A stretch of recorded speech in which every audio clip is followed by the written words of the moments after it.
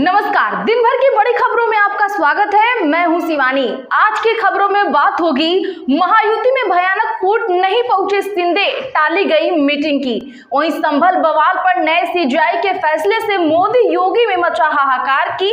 और अब ballot paper से होगा चुनाव, सबसे बड़ा नेता उतरा मैदान में। इधर आरोपों के बावजूद अडानी की मदद करते पकड़ी गई मोदी सरकार की। वहीं गरमाया अजमेर दरगाह मामला, बैकफुट पर आए पीएम मोदी की।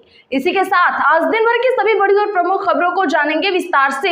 उससे पहले एक नजर सुर्खियों पर। मुंबई में होने वाली महायुति की बैठक टली, एकनाथ शिंदे अचानक सतारा हुए रवाना। शिवसेना बोली शिंदे शाम तक डिप्टी सीएम पद पर फैसला लेंगे। संसद की कार्यवाही 2 दिसंबर तक हुई स्थगित। 4 दिन में कुल 40 मिनट कार्यवाही चली। विपक्ष ने अडानी और संभल पर सरकार को घेरा।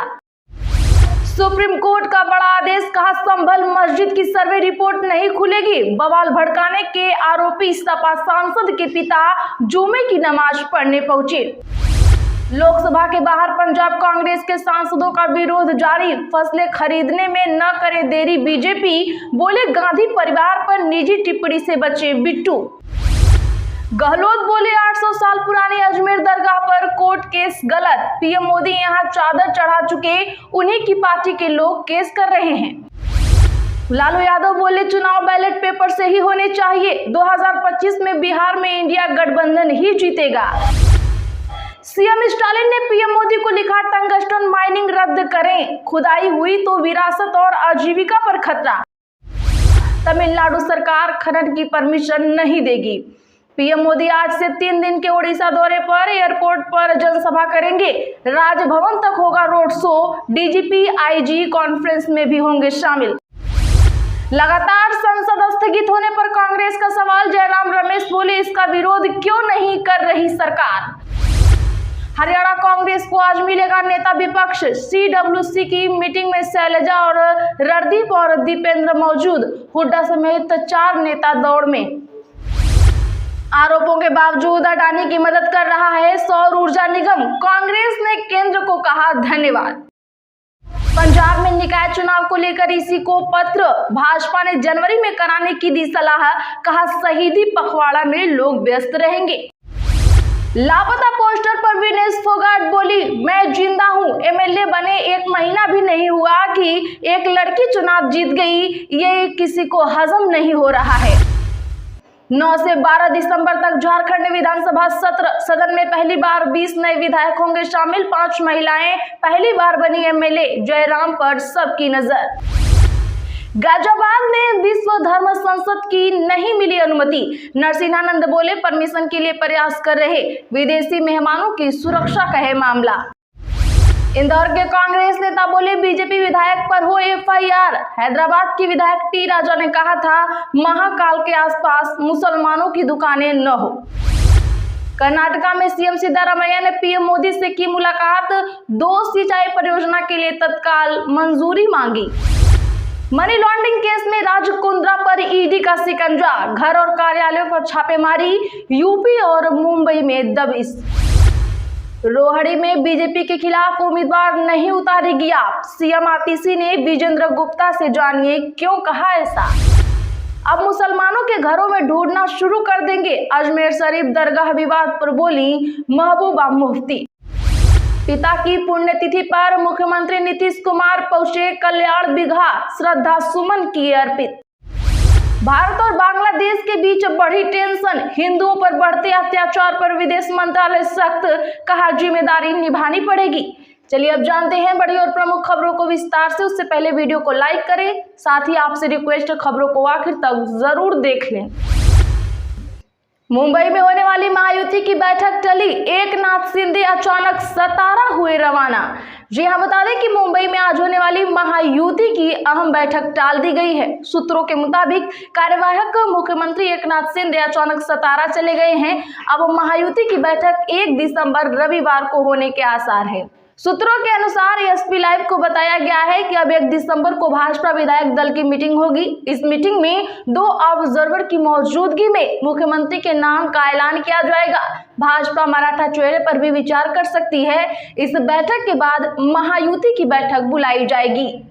संसद की कार्यवाही 2 2 दिसंबर तक हुई स्थगित 4 दिन में कुल 40 मिनट चली कार्यवाही। विपक्ष ने अडानी और संभल पर सरकार को घेरा।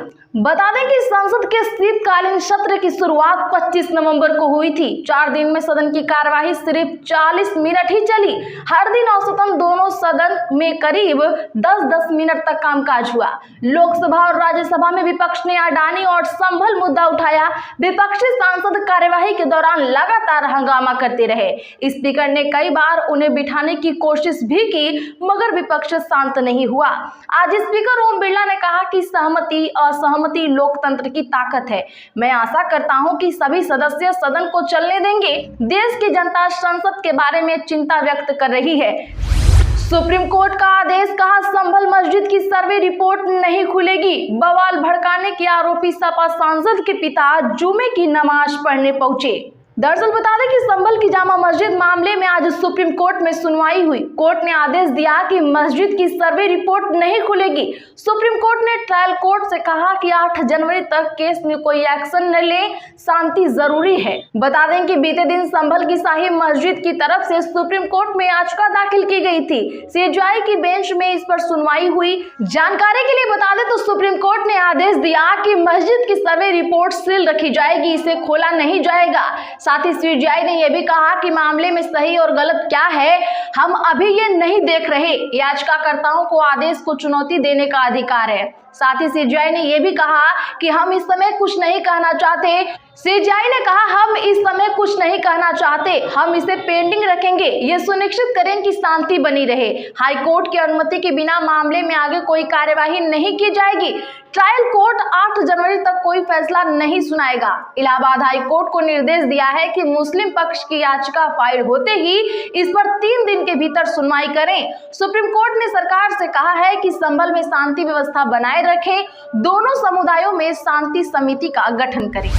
गहलोत बोले 800 साल पुरानी अजमेर दरगाह पर कोर्ट केस गलत, पीएम मोदी यहां चादर चढ़ा चुके हैं। जी हां, बता दें कि राजस्थान के पूर्व सीएम अशोक गहलोत ने अजमेर दरगाह परिसर में शिव मंदिर होने के दावे से उठे विवाद को लेकर बीजेपी, आरएसएस और पीएम नरेंद्र मोदी पर सवाल उठाए हैं।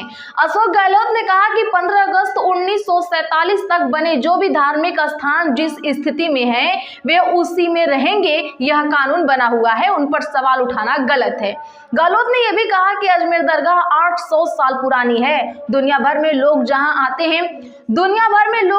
आते हैं, दुनिया के मुल्कों के मुस्लिम भी आते हैं, हिंदू भी आते हैं। प्रधानमंत्री कोई भी हो, कांग्रेस, बीजेपी या किसी दल के हों, पंडित नेहरू के जमाने से मोदी जी तक तमाम प्रधानमंत्री की तरफ से दरगाह में चादर चढ़ती है। चादर चढ़ाने के अपने मायने होते हैं। आप भी चादर चढ़ा रहे हैं और आपकी पार्टी के लोग कोर्ट में केस भी कर रहे हैं। आप भ्रम पैदा कर रहे हैं तो लोग क्या सोच रहे होंगे। लालू यादव बोले चुनाव बैलेट पेपर से ही होने चाहिए। 2025 में बिहार में इंडिया गठबंधन ही जीतेगा। बता दें कि आज दिल्ली एयरपोर्ट पर लालू यादव ने ईवीएम को लेकर बड़ा बयान दिया है। उन्होंने कहा कि चुनाव बैलेट पेपर से ही होने चाहिए। बिहार चुनाव को लेकर उन्होंने दावा किया कि 2025 में इंडिया गठबंधन ही चुनाव जीतेगा। राष्ट्रीय Janata Dal supremo Lalu Prasad Yadav kidney transplant के बाद अपनी रूटीन मेडिकल जांच के लिए दिल्ली पहुंचे हैं।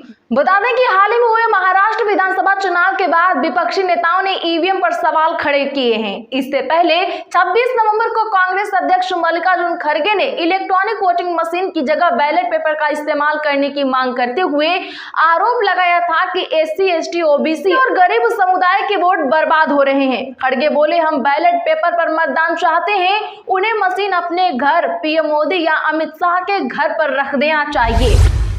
हरियाणा कांग्रेस को आज मिलेगा नेता। विपक्ष सीडब्ल्यूसी की मीटिंग में शैलजा, रणदीप और दीपेंद्र मौजूद, हुड्डा समेत 4 नेता दौड़ में। बता दें कि हरियाणा विधानसभा को आज नेता विपक्ष मिल सकता है। कांग्रेस हाईकमान ने 8 अक्टूबर को रिजल्ट आने के बाद इसका फैसला पेंडिंग रखा हुआ है। दरअसल दिल्ली में कांग्रेस की वर्किंग कमेटी की मीटिंग शुरू हो गई है। इसमें सांसद कुमारी शैलजा, रणदीप सुरजेवाला और दीपेंद्र हुड्डा भी पहुंचे हैं। मीटिंग में महाराष्ट्र के अलावा हरियाणा की हार पर भी मंथन मंथन होगा। इसके बाद जिम्मेदारी फिक्स कर राहुल गांधी बड़ा फैसला ले सकते हैं।